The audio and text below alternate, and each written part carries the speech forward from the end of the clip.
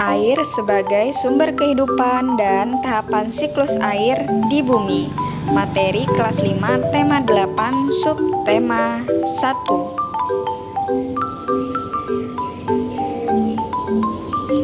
Assalamualaikum warahmatullahi wabarakatuh. Hari ini mari kita membaca buku LKS tema 8 subtema 1 mengenai pembelajaran IPA bersama-sama ya. Mari dibuka buku LKS-nya. Nah, di sini materinya yang pertama yaitu air sebagai sumber kehidupan. Yuk, mari kita baca sama-sama ya. Air merupakan sumber daya yang sangat penting bagi kehidupan karena mempunyai berbagai macam fungsi, antara lain untuk mandi, mencuci, dan minum. Bagi hewan dan tumbuhan, air merupakan bagian yang sangat penting. Kelestarian air harus tetap dijaga agar kehidupan di muka bumi berlangsung selaras dan seimbang.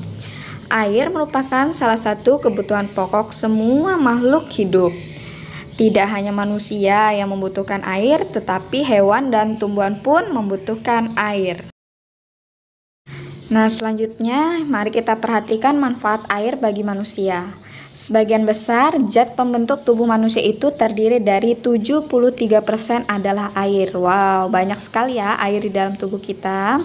Kehidupan yang ada di dunia ini dapat terus berlangsung karena tersedianya air yang cukup.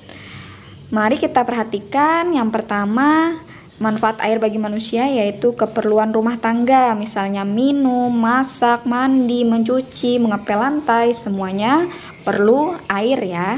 Selanjutnya keperluan industri, misalnya saja bahan baku minuman kemasan atau sebagai pembangkit tenaga listrik. Nah, ini juga diperlukan sekali. Yang C, keperluan rekreasi dan olahraga, misalnya olahraga renang, selancar, dayung, dan arung jeram. Nah, ini juga sangat membutuhkan air ya untuk olahraga dan rekreasi tersebut. Selanjutnya yang D, ada keperluan pertanian dan peternakan. Para petani sangat membutuhkan air dalam jumlah yang banyak untuk mengairi sawahnya. Para peternak pun juga sangat membutuhkan air untuk memelihara ternak mereka. Yang terakhir ada keperluan transportasi, misalnya saja pelayaran ya, air itu pasti di air ya, misalnya saja kapal laut atau kapal-kapal kecil itu juga pastinya membutuhkan air karena mereka transportasinya itu ada di air. Yang kedua, manfaat air bagi hewan. Yang pertama untuk minum, sama ya dengan kita manusia. Yang B, produksi susu. Bagi hewan yang menyusui seperti kambing dan sapi, air sangat berperan dalam proses produksi susu. Yang C, sebagai tempat hidup, misalnya ikan, udang, lumba-lumba, dan ikan paus ya, semuanya itu dia hidupnya di air.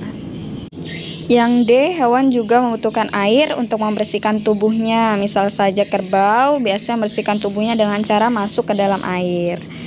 E, sebagai alat perlindungan. Kuda Nil menghabiskan sebagian besar waktunya di dalam air agar terhindar dari panas terik pada siang hari. F, sebagai senjata. Ikan pemanah adalah penembak jitu di dalam sungai dan sebuah jet air adalah senjatanya. Manfaat air bagi tumbuhan. Sebagai tempat hidup, misalnya saja tumbuhan-tumbuhan yang memang hidup di air seperti eceng gondok, teratai, dan pandan air atau tumbuhan-tumbuhan yang lainnya ya yang hidup di air. Selain untuk tempat tinggal, air juga dibutuhkan tumbuhan untuk proses fotosintesis. Fotosintesis itu adalah proses pembuatan makanan pada tumbuhan yang biasanya dibantu oleh air dan juga matahari.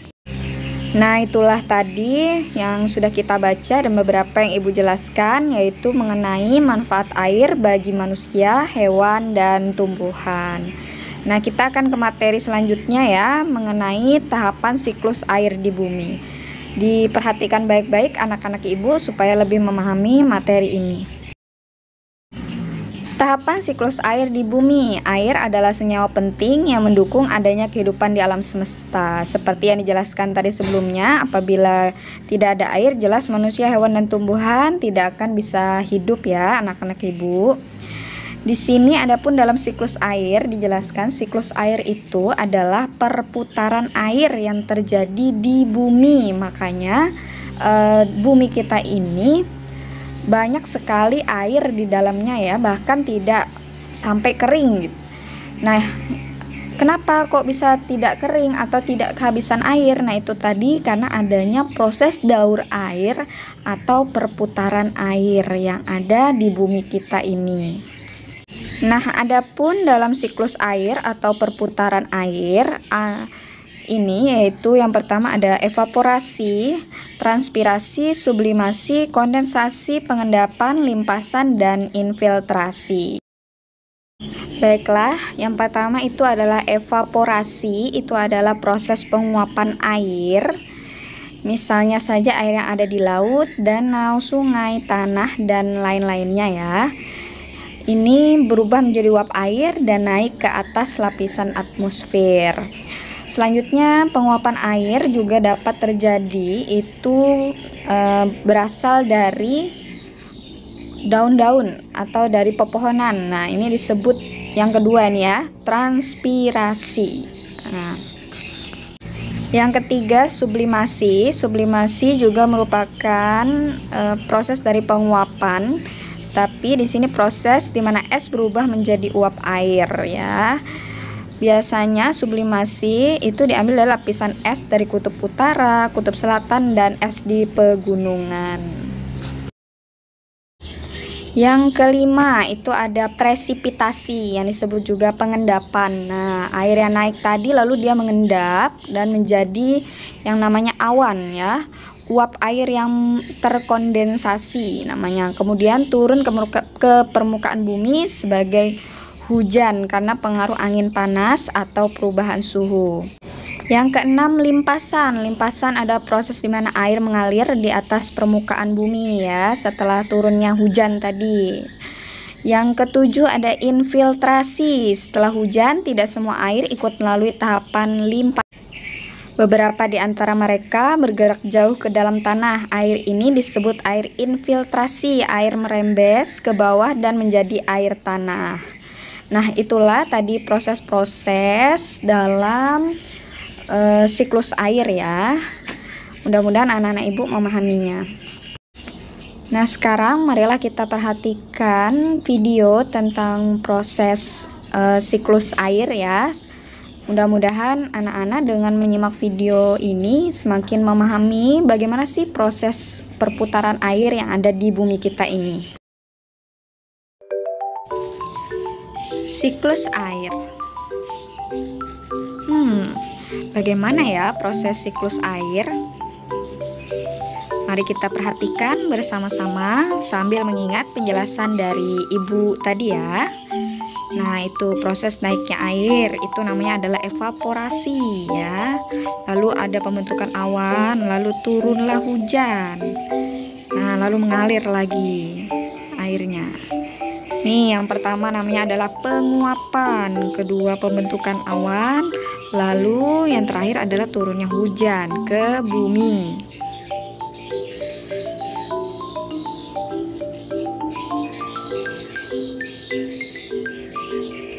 Nah, panasnya matahari tadi dapat membuat air yang ada di bumi itu naik ya, itu prosesnya adalah penguapan, evaporasi.